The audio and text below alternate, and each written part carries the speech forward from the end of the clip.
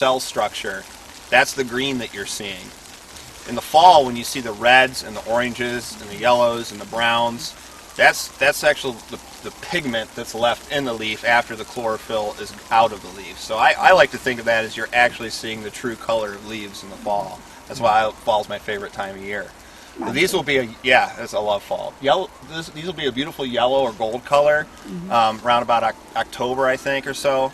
And that, again, that's the winter time, and late fall, winter is some of the best time to come out here because of the color.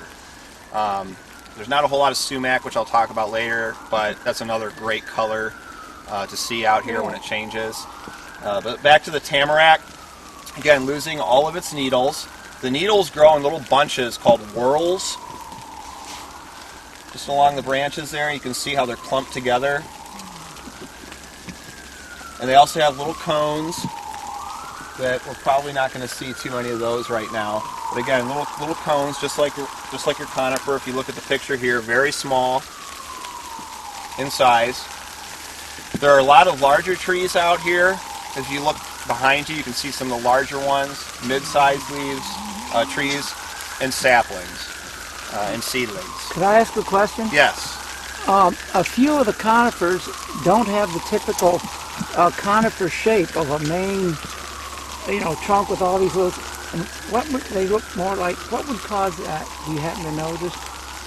That's a good question. I mean, you're talking about like your traditional, like maybe a white pine tree. You see your Christmas tree shape.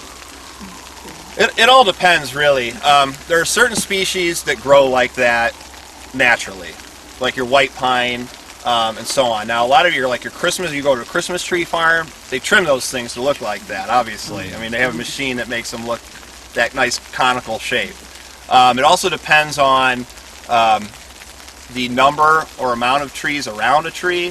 So if you get into an area where there's just a lot of open area and sunlight, trees will branch out wider than they will taller. If you're in an area of dense cluster of trees tend to grow straighter and taller and not as wide. I mean, obviously they're always seeking sunlight, and they're always going to get as much sunlight and take up as much space as they can. Everything out here is competing, folks. Everything's out here competing for space and sunlight and food and everything like that. So those factors all play into the development or the shape of a tree. One of the most common Christmas trees, or most desirable Christmas tree species, is the Scotch pine. Pinus sylvestris. It's got that orange inner bark in it. Well, if you look at a Scotch pine out in the wild, it doesn't look anything like a Christmas